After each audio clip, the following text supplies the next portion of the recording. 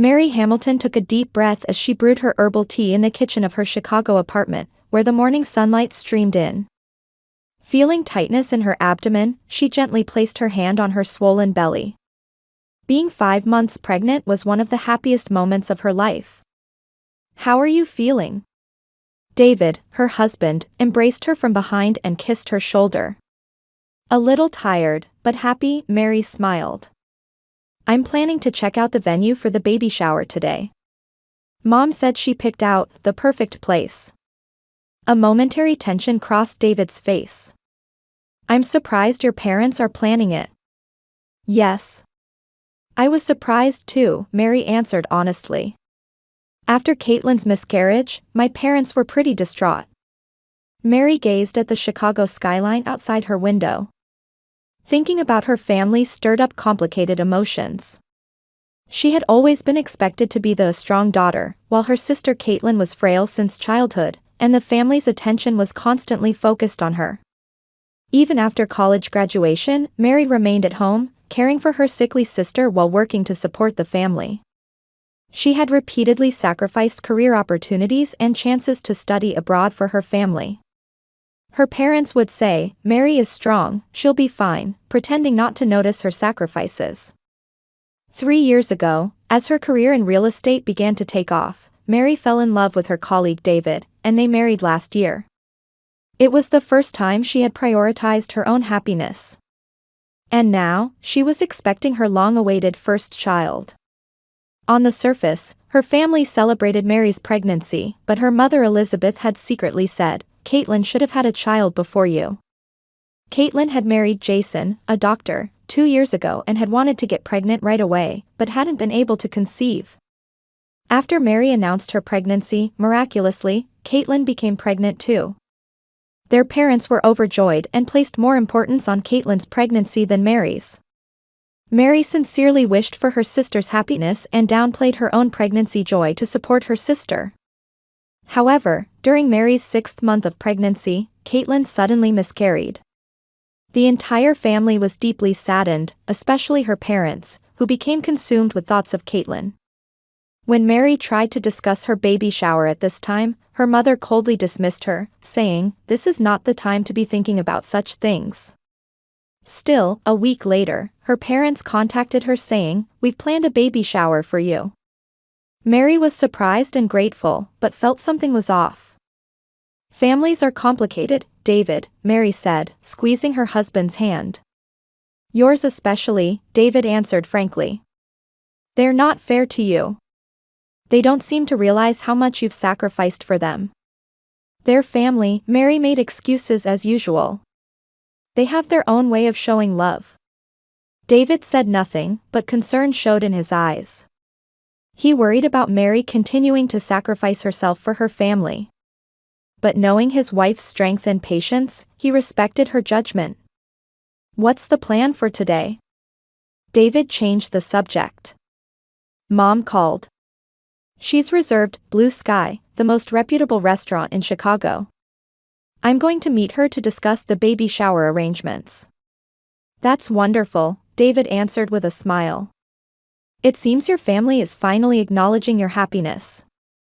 Mary smiled, but deep down, something bothered her.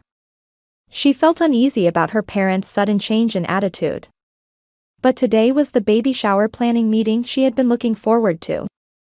After years of living up to her family's expectations, Mary wanted to believe that the day had finally come when she would receive blessings for herself. Mary parked her car in front of a Blue Sky, a high-end restaurant in Chicago's River North district. The city was vibrant on this weekend afternoon, but her heart was unsettled. Still, she put on a smile as she got out of the car and took a deep breath. Her light blue maternity dress complemented her eyes, shimmering in the spring sunshine. "What a lovely restaurant," Mary murmured to herself. She had mixed feelings about her parents choosing such an upscale restaurant for her. Having felt like a second priority in her family for years, she couldn't believe this sudden consideration. Entering the restaurant, she was greeted by elegant decorations and a refined atmosphere. Crystal chandeliers sparkled from the ceiling, and tables with white tablecloths were neatly arranged. Reservation for Hamilton? The hostess asked politely. Yes, Mary replied. For a baby shower. Of course, we've been expecting you, the hostess smiled warmly. We've prepared a private dining room. This way, please. Mary followed the hostess down a quiet hallway away from the main dining area. Feeling her baby's heartbeat, she was filled with gratitude for this day. After years of serving her family, she finally had her own day of celebration. Here we are, the hostess stopped in front of a decorated door and smiled at Mary. Congratulations. Thank you, Mary replied sincerely. After the hostess left, Mary took a deep breath. Her parents, sister, and friends should be waiting behind the door. With her heart full of joy and anticipation, she reached for the door. Expecting to hear "Congratulations, Mary," when she opened the door, her smile froze. The room was empty. There was just one table with a white tablecloth, and a small envelope placed on it. No decorations, no words of congratulations, just silence to greet her. What is this? Mary entered the room, confused. Had she gotten the time wrong? She checked her phone, but it was indeed the appointed time. With trembling hands, she picked up the envelope on the table. Her name was written in her father's handwriting. Anxiety gripped her chest. Opening the envelope, she found a note and several sheets of paper. Mary unfolded the note and began to read. To Mary. Now that Caitlin has lost her baby, you don't have the right to be happy alone. We've decided to end our relationship with you. We want you to repay all the money we've spent on raising and educating you. A detailed invoice is enclosed. This is our final word to you. Robert and Elizabeth. The color drained from Mary's face. Her vision blurred, and she felt unsteady. She collapsed into a nearby chair. With shaking hands, she took out the enclosed invoice. It was itemized in detail: education costs from kindergarten through college, food expenses for 18 years, medical costs, and more, totaling $380,000. Is this a joke? Mary stared at the paper in disbelief. She felt a pain in her chest and couldn't breathe. Her baby moved inside her, bringing her back to reality. Suddenly, the door opened, and a concerned waiter peered in. Ma'am, are you all right? Are the other guests still coming? Mary stood up, trying to hide her distress. No, it seems they won't be coming. Please cancel the reservation. Certainly. Would you like to order something to eat? No, thank you. After the waiter left, Mary sat down again, staring at the letter and invoice. She wasn't aware of the tears streaming down her cheeks. Never in her life had she felt so betrayed and abandoned. Why? She whispered in a trembling voice. Why would they do this? Mary had always devoted herself to her family. Even after graduating from college, she had sacrificed her career to stay home, taking care of her sickly sister while working to support the family. She had given up her dream of studying abroad and prioritized her family's happiness over her own desires. And now, just when she had finally found her own happiness, this was how they treated her. Mary finally found the strength to stand up. She carefully tucked the invoice and letter into her handbag and staggered out of the restaurant. Outside, she spotted a familiar car across the parking lot. It was her parents' car. And standing next to it were her parents and sister. They had been watching her reaction. Mary stopped in her tracks.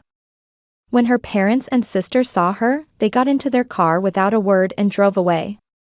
At the last moment, Caitlin looked back, and their eyes met.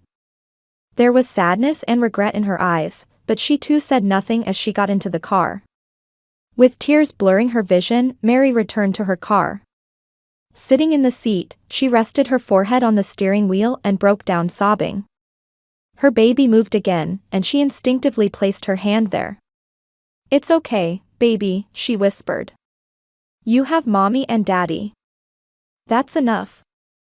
Before starting the engine, Mary took a deep breath to calm her emotions. She considered calling David but wasn't ready to sort through her feelings yet. Instead, she decided to go straight home. As she drove, anger and sadness intermingled in Mary's heart. But beneath that, something like determination began to sprout. She had endured enough. She had sacrificed enough. "It's time to end this," she said quietly. Thinking about the invoice her parents had sent, memories flooded back to her. How she had secretly supported them when her father's investments failed and the family struggled financially. How she had nursed her mother without compensation during her illness. How she had covered Caitlin's expensive medical treatments. Her own dreams and time sacrificed for the family. Invoice. Mary couldn't help but smile. It was a smile tinged with sadness, but with strength hidden within. "If they're sending me an invoice, perhaps it's time I send them one too." By the time she reached her apartment, a new determination had blossomed in Mary's heart. There were no more tears, strength resided in her eyes. Though hurt by her family's actions, she had resolved to stand up for herself and her baby. "Mary, what happened?" David immediately sensed something was wrong when he saw his wife's face. Mary quietly closed the door and entered the living room. Her expression was hard, her eyes red and swollen, but there was a new light of determination in them. It wasn't a baby shower. Mary took out the envelope from her handbag with trembling hands. "This was my family's gift." David took the envelope with a confused expression and began to read the contents. As he read on, his face turned red with anger. "Unbelievable. They're insane," David was furious. How could parents do this to their own child? Mary sat on the sofa, covering her face with both hands. The emotions she had been suppressing for so long burst forth at once. "I've always been there for them," she said, crying. "Even after college, I sacrificed my career to stay home. I gave up my dream of studying abroad to pay for Caitlin's medical expenses. And yet." David sat next to Mary and embraced her. Over the years, he had seen how Mary sacrificed herself for her family. But this betrayal was beyond imagination. "You don't owe them anything," David said quietly but firmly. "If anything, they owe you." Those words sparked a memory in Mary. She suddenly looked up. "Yes." She slowly stood up and headed to the study. "David, can you help me?" From the closet in the study, Mary pulled out a large cardboard box labeled, "Family Papers." She placed the box on the floor and opened the lid. "What's this?" David asked with curious eyes. "Evidence of my relationship with my family over the past 10 years, Mary answered quietly.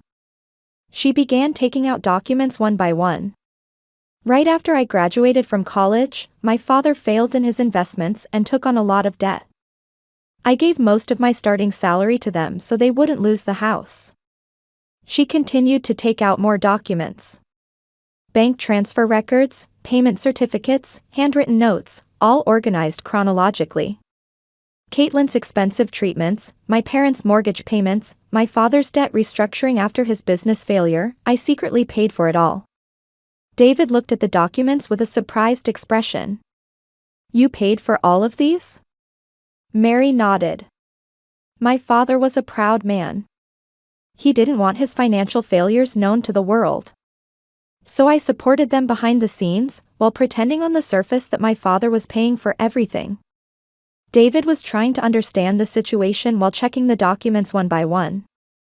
"So your family thought they were financially independent, but actually you were supporting everything behind the scenes?" "Yes," Mary answered while organizing the mountain of documents. "My father asked me to keep my support secret from the other family members for the sake of his pride. He made my mother and Caitlin believe that he had solved everything." David held his head. "Good grief. And they sent you an invoice for $380,000? Ironic, isn't it?" Mary gave a bitter smile. "In reality, the amount I've paid them is much more." She took out another file and handed it to David. It contained a detailed record of expenditures over the past 10 years. The total amounted to $670,000. Why such detailed records? David asked in surprise. Mary gazed out the window as she answered. At first, it was just for household management. But as time went on, I began to feel something was wrong.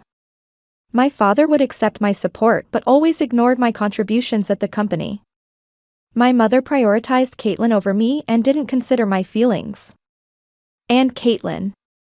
She faltered. Didn't Caitlin know? David asked. No, none of them knew. My father made me promise that. For the family's honor, he said. Mary sighed. But thinking about it now, it wasn't for the family's honor but to protect my father's pride. David and Mary talked all night. Emotions ran high, tears flowed, and sometimes anger exploded. But by morning, a new determination shone in Mary's eyes. I need to show them the truth, she said with resolve on her face. I won't support them in secret anymore. I won't allow my value to be denied anymore. David squeezed his wife's hand. What are you going to do? First, I'll contact a lawyer, Mary answered calmly. I'll ask them to legally document all the financial support I've provided to my family over the past 10 years. She explained her plan further. At the same time, I'll work with an accountant to create detailed records of my expenditures for them. I'm going to create an invoice listing everything: my father's debt repayment, Caitlin's medical expenses, my parents' mortgage payments. Are you seeking revenge? David asked worriedly. Mary shook her head. This isn't revenge. This is about revealing the truth. Showing how unfair they've been to me. And above all, freeing myself from years of silence. From that day on, Mary took action. She contacted a reliable lawyer and accountant and began organizing detailed records of her support for her family.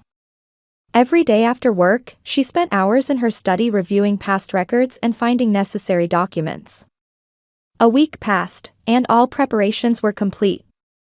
Mary's lawyer had prepared legal documents supporting her claims, and her accountant had completed an invoice detailing her expenditures over the past 10 years. The total was an astonishing figure. $670,000, Mary murmured, staring at the invoice. This is what I've paid for my family. David placed his hand on her shoulder. Are you really going to send this? Mary answered while gazing out the window. I am. But not to demand money from them. I want them to know the truth. She attached a letter to the invoice. Dad, Mom, Caitlin. I received your invoice. Here is my invoice to you. This is a record of the financial support I have provided to you over the past 10 years. It includes repayment of Dad's debts after his investment failure, Caitlin's medical expenses, mortgage payments, and more. However, this invoice is not a demand for repayment. I just want you to know the truth. Now that you've decided to abandon me, I will no longer support you in secret. I will live my life and my child's life. Because I love you, I'm telling you the truth. Mary. Mary slowly sealed the envelope containing the letter and invoice. Her hands were trembling, but her heart was strong and full of determination. I'll send this tomorrow, she told David. And then I'll start a new life.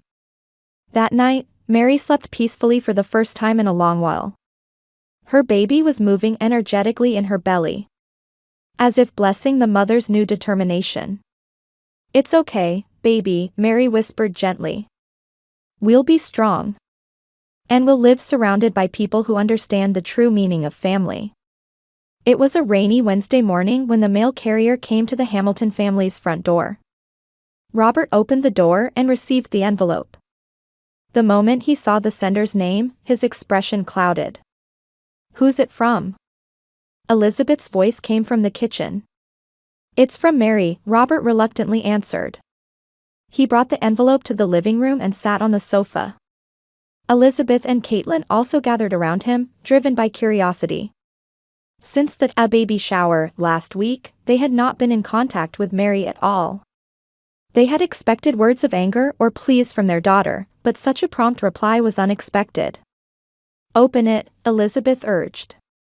As Robert slowly opened the envelope and took out the contents, a thick bundle of documents appeared. On top was a handwritten letter. The room fell silent as he read the letter aloud. Robert's voice was trembling when he uttered the last words. He turned to the documents following the letter. It was a detailed invoice. As he turned page after page, his face turned pale. "What is this?" Elizabeth was confused and took the documents from her husband. She also began to read and was shocked by the contents. "Is this true? Mary gave us this much money." Caitlin also peered at the documents and took some of them. "My medical expenses," she said in a trembling voice. "Mary paid for them?" "Not Dad." Robert covered his face and sat down. After a long silence, he finally spoke. "It's true," he admitted in a low voice. "I failed in my investments, and we were about to lose everything. Mary offered to help. Without her support, we would have lost this house too." Elizabeth was furious. "Why didn't you tell me? For over 10 years, I knew nothing." "I was too proud," Robert's shoulders slumped. "I couldn't admit failure. I didn't want to show weakness to my wife and younger daughter." "And what did we do to such a daughter?" Elizabeth shook the documents. "During her happy time, we cut her off. Look at this invoice. See what Mary has done for us." Caitlin was in tears. "My college tuition, medical expenses, my sister paid for it all?" She trembled as she checked each item on the invoice. "I always only thought about myself. I didn't know what Mary had done for me."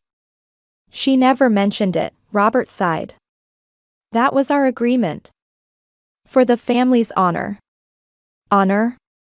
Elizabeth raised her voice. "For your pride, right? And now, we've hurt our daughter.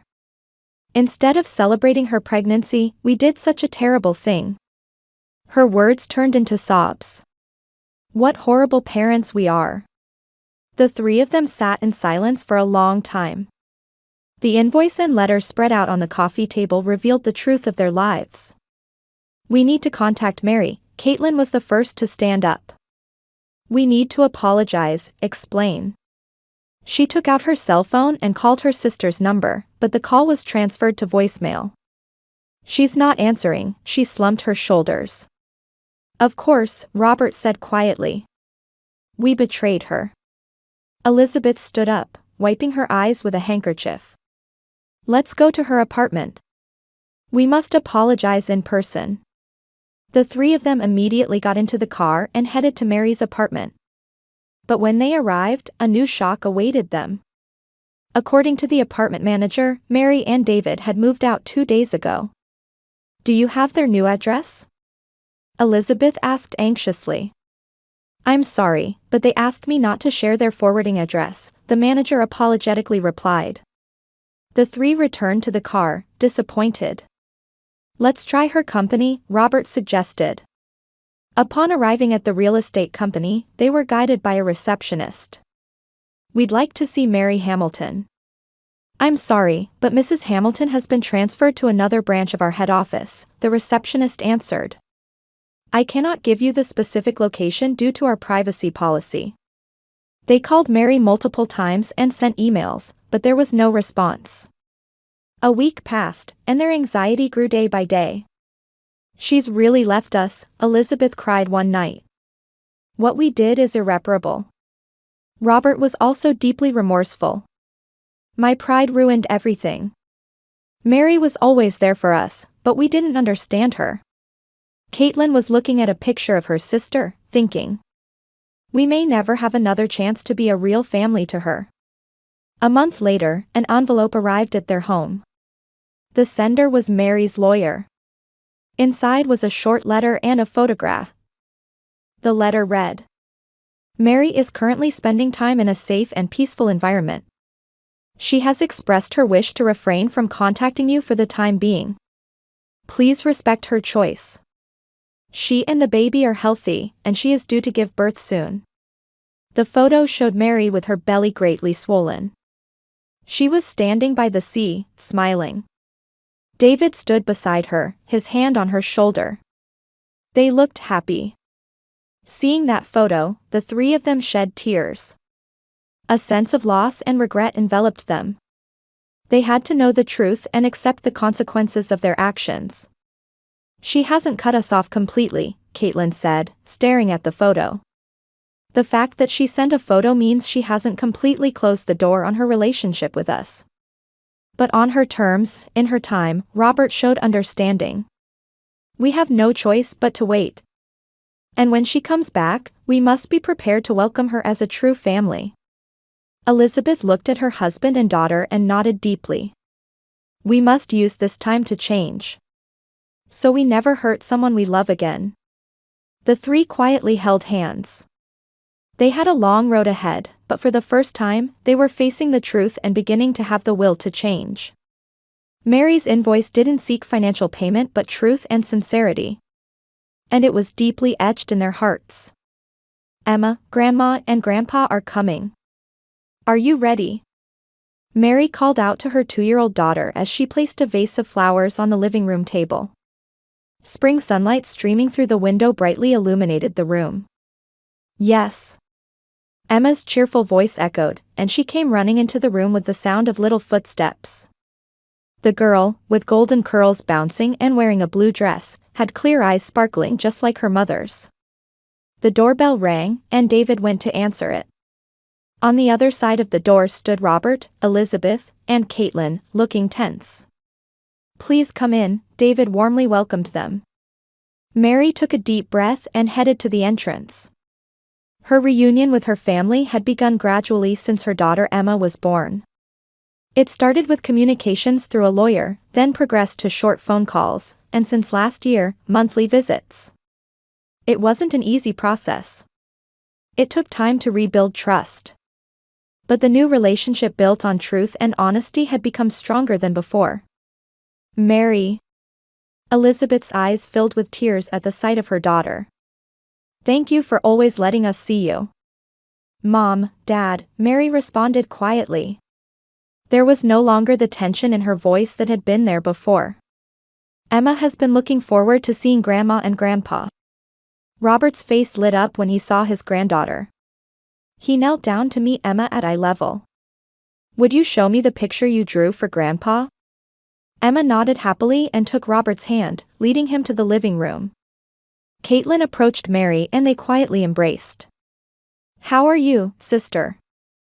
I'm good, busy with a new project at work, but fulfilled, Mary smiled. And you? Thomas. We're fine.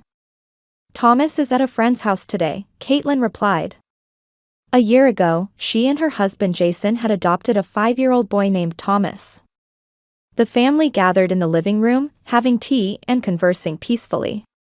The invoice incident 3 years ago had been a turning point for them.